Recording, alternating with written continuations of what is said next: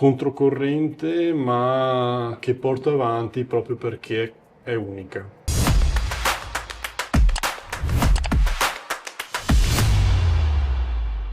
Benvenuti a un nuovo episodio di Artigiani, Ritorno al futuro, il podcast di CNA Veneto con cui raccontiamo il mondo degli artigiani del 2000 e il nostro territorio.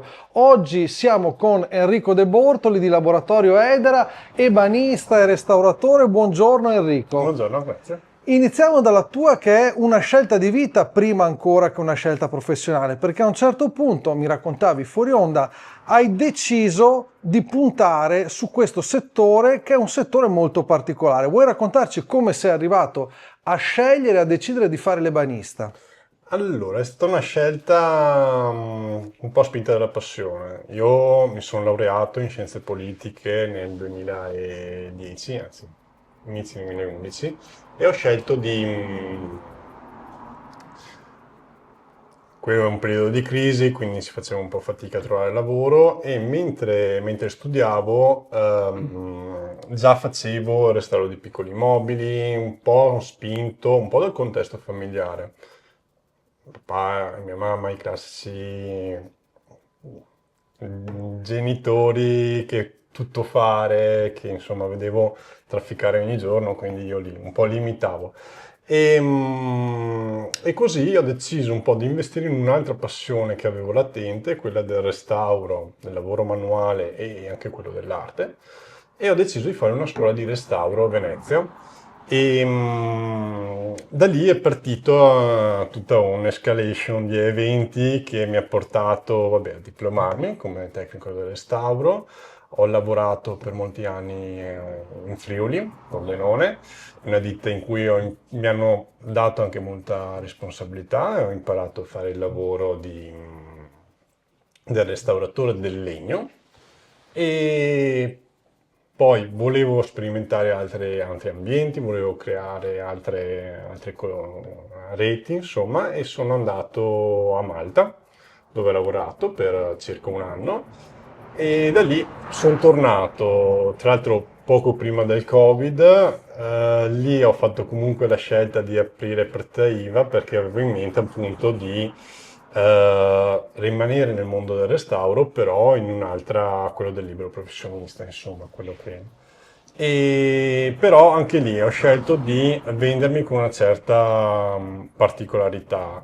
Una è sicuramente la mia specializzazione nel restauro della struttura lignea, che significa restaurare il coro delle chiese, l'altare ligneo, i dossali, non so, ho appena finito il restauro di una biblioteca storica, oppure i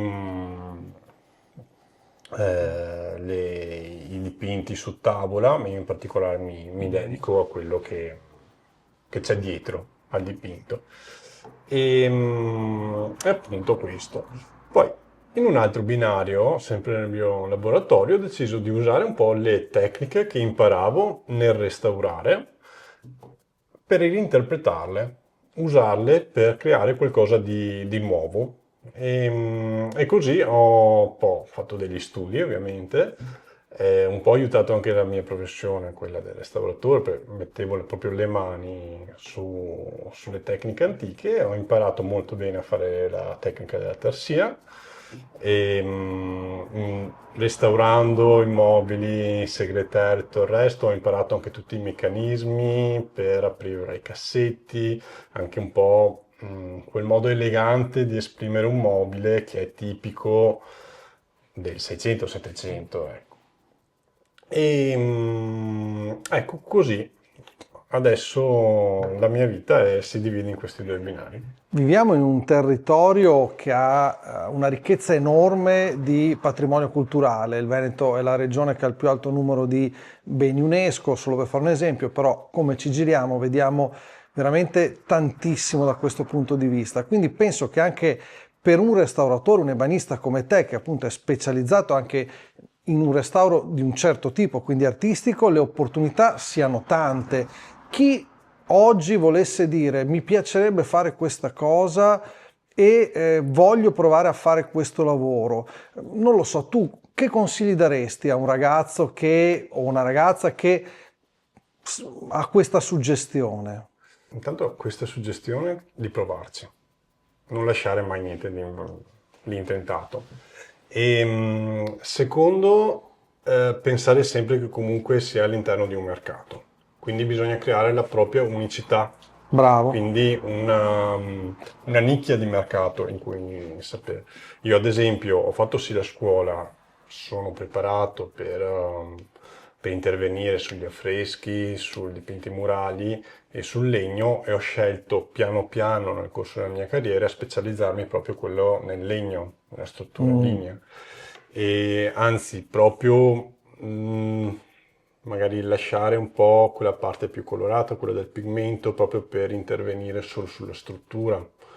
E questo mi ha creato anche dei collegamenti con gli altri ristoratori che sanno chi sono, sanno cosa so fare, mi chiamano e sanno che hanno un lavoro garantito, cioè un risultato garantito.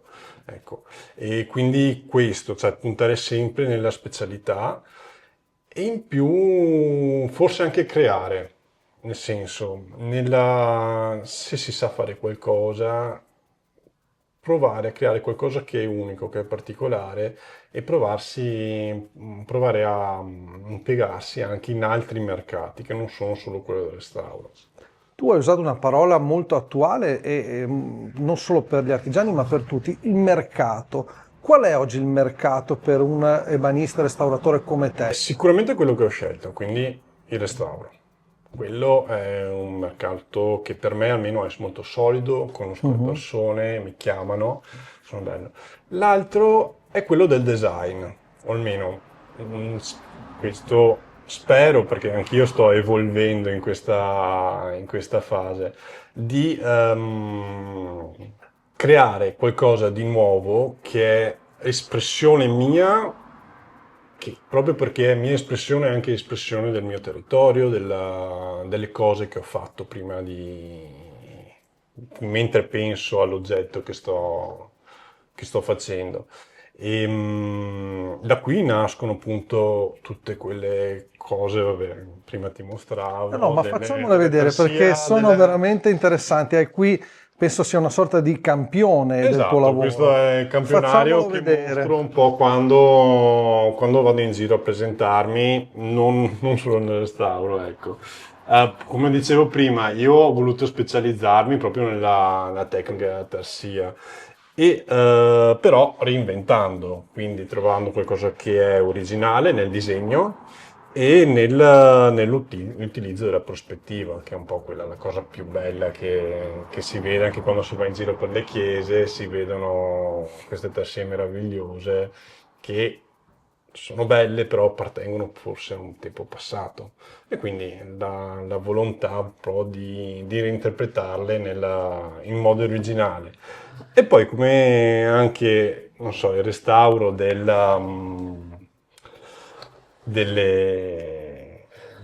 segretari mi ha aiutato un po' a conoscere, ma anche a inventare sistemi di apertura originali. Non so, adesso faccio vedere Mhm. questo che ha il pulsante nascosto nella Fanno tarsia. molto 700, Fanno penso ai molto film di... 700, ma a me piacerebbe che Molto bello. uno dicessero fa molto il laboratorio Edera, Bravo. cioè nel senso che è una cosa che particolare unire la decorazione a un sistema meccanico che una volta era quasi naturale pensarlo, perché c'era proprio la motivazione di sorprendere una persona quando vedeva il segretario del 700 sapeva che c'erano Che delle da cose qualche parte c'era nascoste, un cassetto che dovevi esatto, e scoprire. quindi lo guardava, lo voleva capire come si apriva.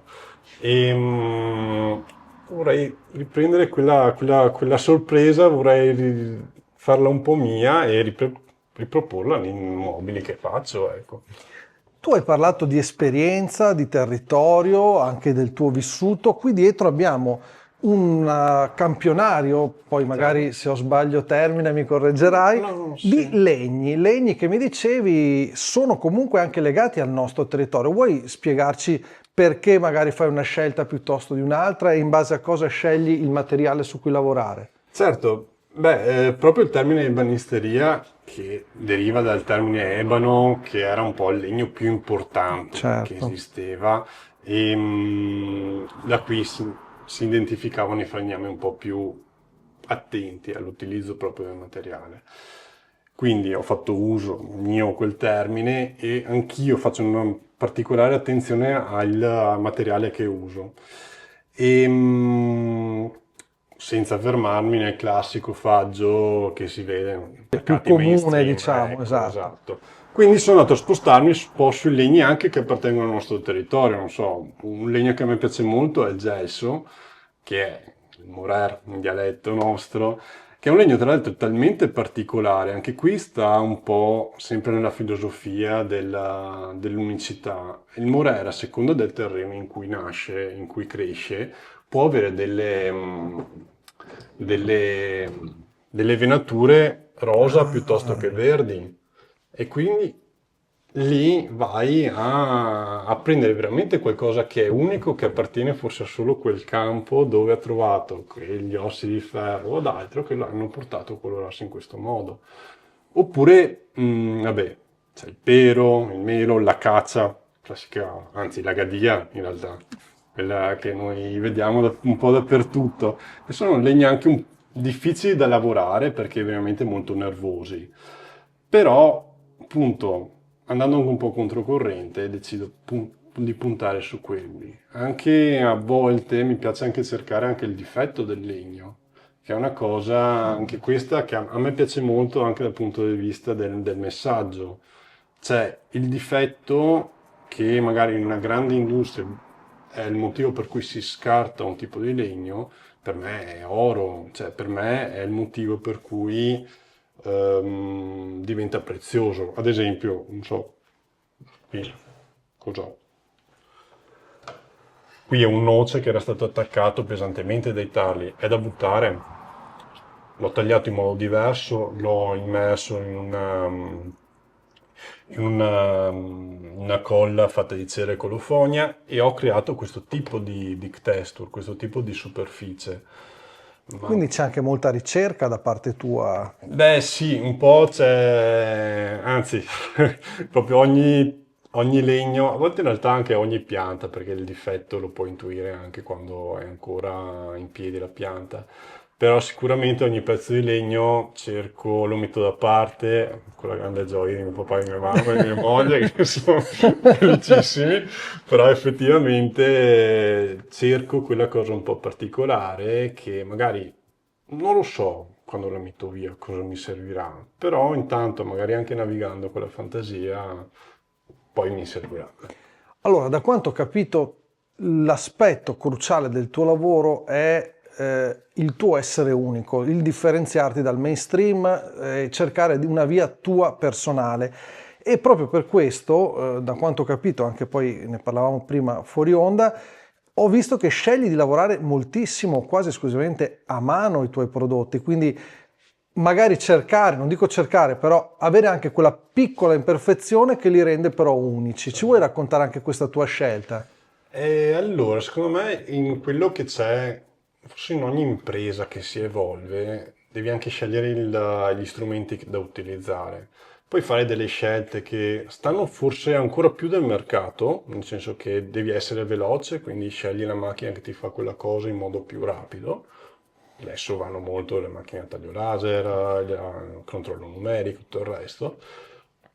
E io invece ho fatto il contrario, nel senso, forse per distinguermi dal mercato, non tanto per stare Mhm. semplicemente nel mercato, per distinguermi ho scelto di usare attrezzi manuali, la pialla, gli scalpelli, le sgorbie, tutte cose che, sempre tornando al restauro, io riconosco un oggetto fatto da una sgorbia piuttosto che da una macchina a controllo numerico.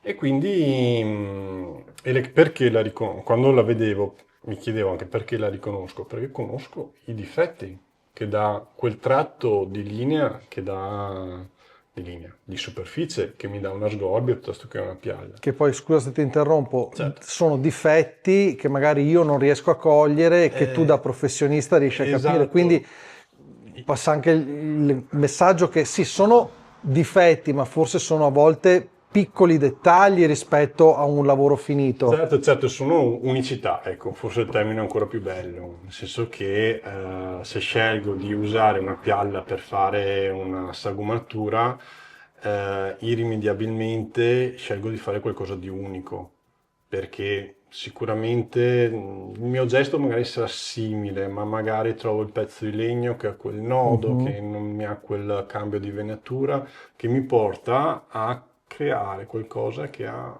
unicità di per sé, perché non è una macchina che lo fa, non è nemmeno un'intelligenza artificiale quello che l'ha pensato, perché è un'intelligenza che è la mia, che si è adattata a quello che trovavo.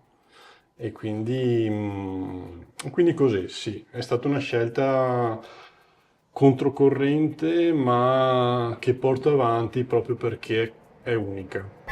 E invece le criticità di questa professione, mi dicevi che spesso, nonostante appunto la ricchezza culturale del nostro territorio, il restauro è un po' sottovalutato quando si tratta di grandi operazioni edilizie. C'è un problema dal punto di vista proprio degli stipendi, cioè di sti poveri restauratori. Allora, io ho fatto una scelta che è quella di mettermi nel libro, essere un libro professionista e quindi di poter in qualche modo